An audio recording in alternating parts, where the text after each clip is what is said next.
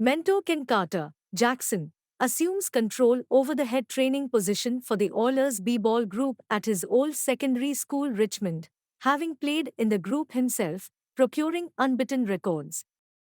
Carter rapidly discovers that the competitors are discourteous and impolite and are needing discipline. He hands the players individual agreements, training them to go to their classes in general, wear dress shirts and ties on game days, allude to everybody, players and mentor the same, as sir, and keep a base to point 3, C+, grade point normal, among different prerequisites. He likewise trains them to play a restrained brand of ball which remembers an accentuation for essentials, execution, guard, and molding. Carter likewise asks the school staff for progress covers the players' participation. Be that as it may, 3 players including Timo Kruz, Rick Gonzalez, declined to follow the agreement and quit the group.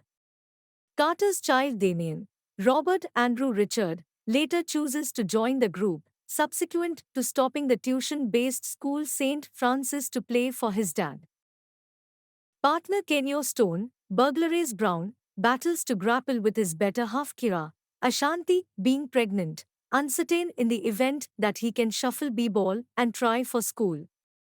Afterward, Kruz puts forth a brave attempt to rejoin the b-ball group subsequent to watching them perform at a game in a rousing triumph and furthermore in the wake of seeing his main relative who is his cousin, a street pharmacist, shot one night in the roads, which Carter acknowledges.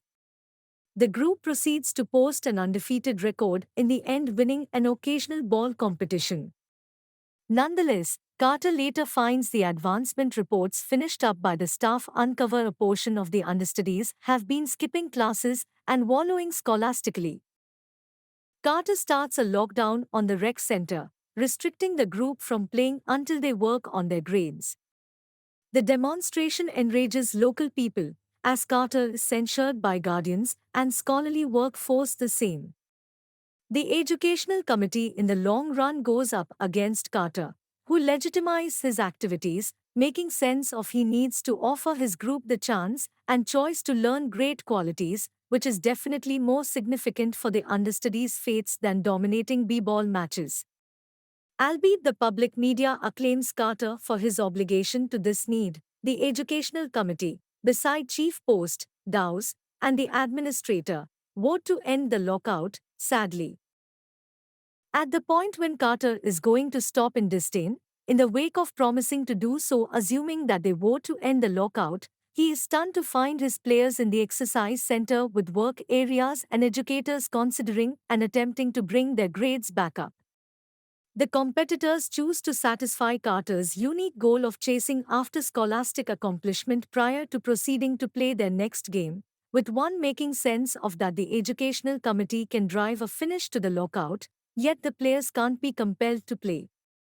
They buckle down in the homeroom, concentrate on after school during training time, and in the long run raise their grade direct normal toward a point that satisfies their finish of the agreements they marked. The Oilers at last wind up contending in the territorial secondary school end of the season games, in any case lose to St. Francis.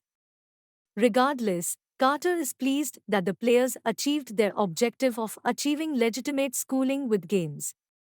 The film's epilogue shows a progression of designs expressing that various players proceeded to go to school, encouraging their review.